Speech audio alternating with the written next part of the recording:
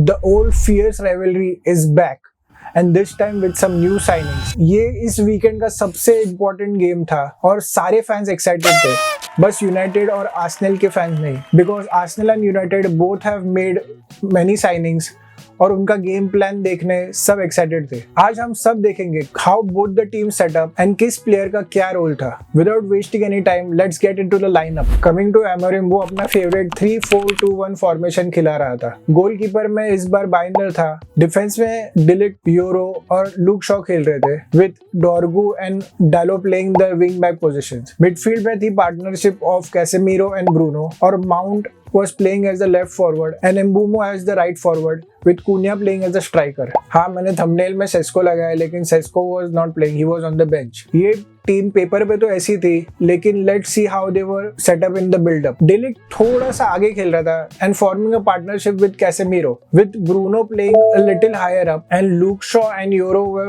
Forming the right centre back and left centre back role. Dorgu was playing the left wing back role and Dalot the right wing back role. यहाँ पे Bruno as the main creator खेल रहा था इस team में। वो इस reason में खेल रहा था as the center attacking mid and was creating chances for United. Then कभी-कभी De Ligt was also playing as the right center back with Bruno forming a partnership with Casemiro and Shaw playing higher up. इस lineup में Dorgu was playing as the left winger role and Mount was playing in the center attacking midfielder role. इस दोनों formation में United were looking very lethal in attack and in the defense they were forming a backfire of all these defenders. Now coming to Arsenal.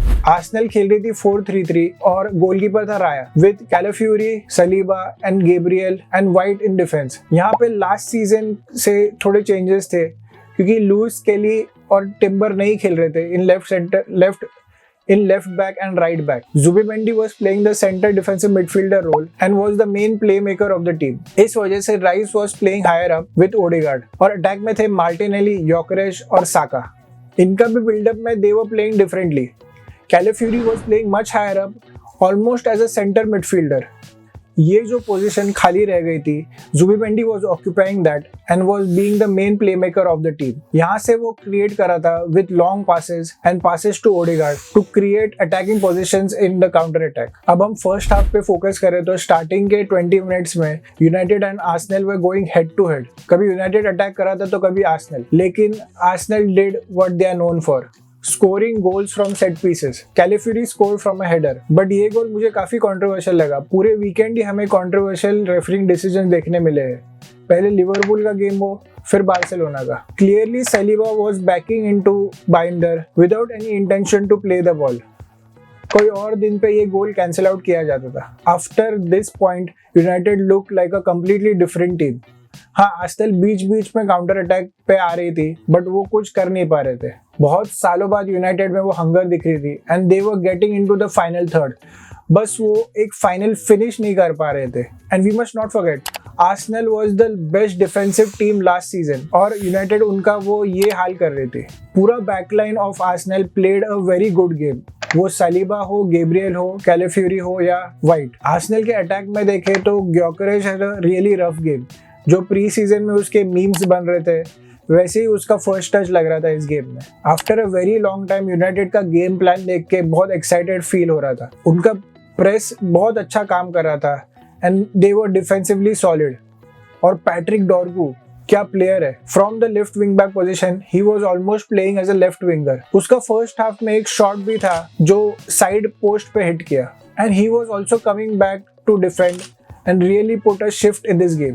And Bruno, as always, played a very crucial role in this team, helping in the build-up and also in the pressing and defense. ये अपने long range passes से attacking chances बना रहा था और पूरे midfield को conduct कर रहा था। सेकेंड हाफ में अमाद और सेस्को एज अ सब्स्टिट्यूट आते हैं और ये मेरे थंबनेल का कुछ पॉइंट बनता है। And after this substitutions United were looking even more attacking, but वो फाइनल फिनिश नहीं कर पा रहे थे। और क्योंकि एक्सट्रीमली अटैकिंग खेल रहे थे, Arsenal were hitting them on the counter attack, but Saka भी अपना फाइनल फिनिश नहीं कर पा रहा था। Looking at the full time stats of this game, United का पोजीशन देखो 61% with 1.59 expected goals and 22 total shots. Last time याद है कभी यूनाइटेड ने 22 शॉट्स लिए थे with 7 shots on target. Passing देखो 395 with 83% passing accuracy.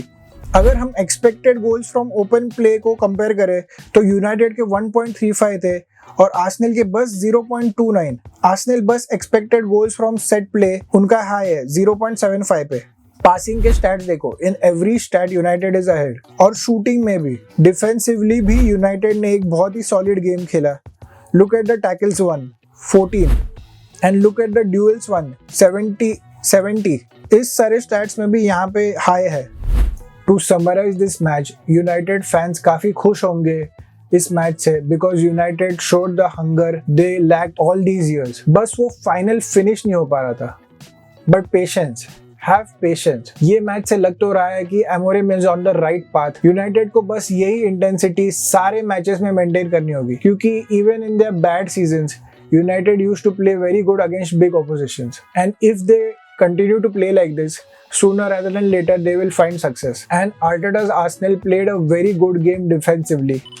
बस वो सरप्राइज हुआ रहेगा कि यूनाइटेड को अचानक क्या हो गया and he will go back to his drawing board and will find ways to control the game more. अगर आपको ये रिव्यू एंड एनालिसिस पसंद आया होगा तो like this video and subscribe कीजिए to grow this small channel ताकि मैं ऐसे वीडियोस और लाता रहूं। जी।